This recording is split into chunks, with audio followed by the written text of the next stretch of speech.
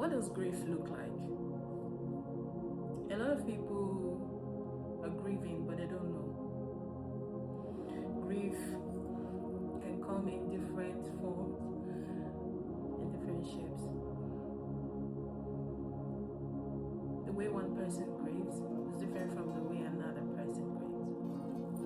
But then there are people who want to generalize how grief should look like. There are people who want to generalize how people should grieve. But there's no formula for grief.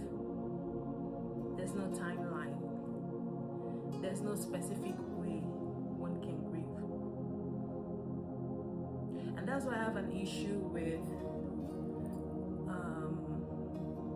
some parts of my culture that wants to force women to grieve certain ways.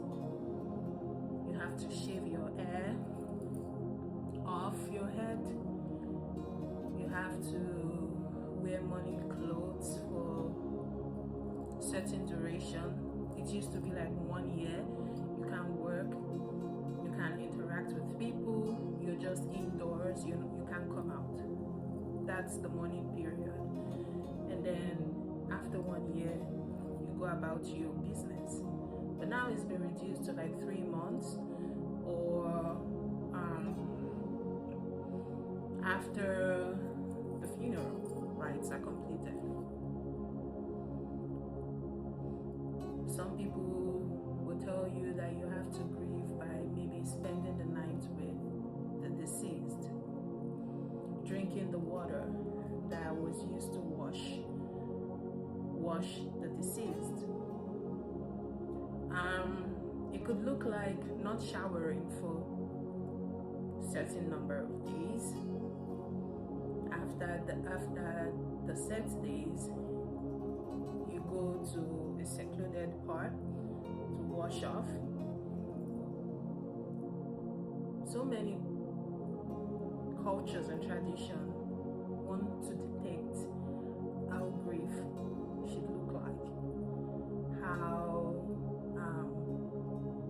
women especially is expected to grieve.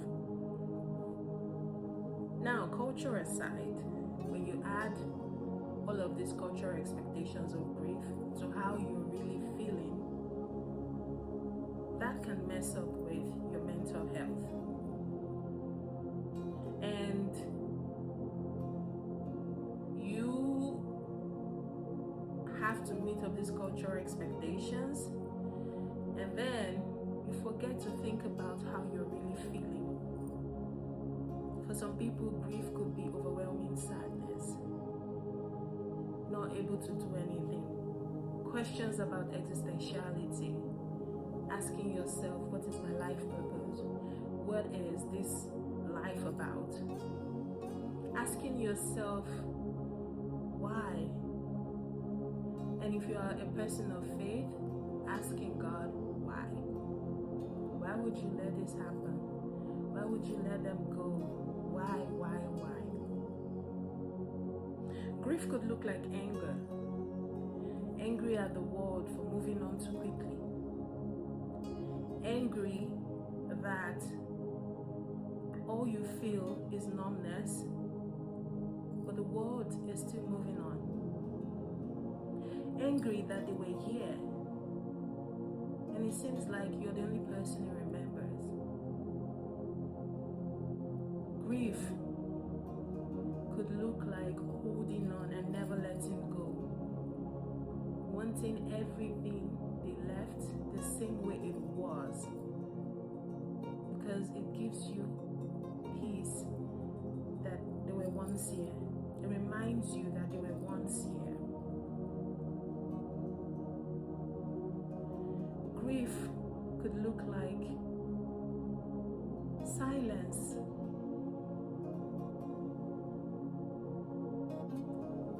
That you can't explain. It feels like the world just stops for you. But time is still moving. No matter how grief looks for you, You don't have to do it alone. Find people who would support you through grief. Find a community.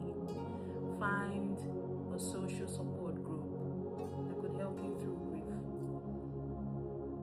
And if you feel like they don't understand, you can always reach out to experts, therapists, to help you through grief.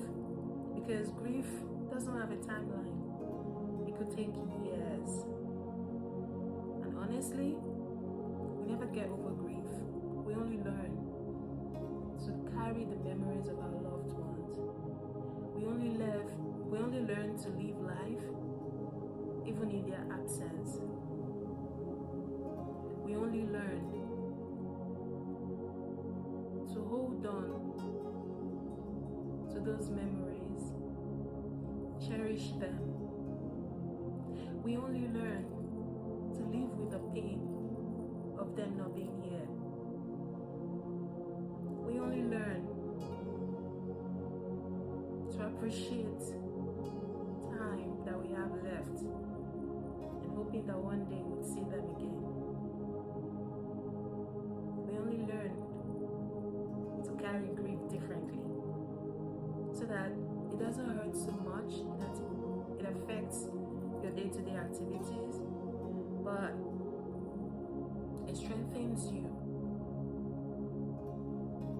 to be the better you, to do the things that you planned with your loved ones of past, to make them proud, to help them live through us.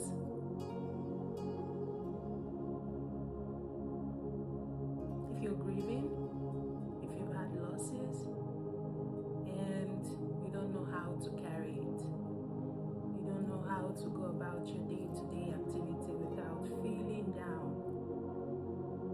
I'm here for you.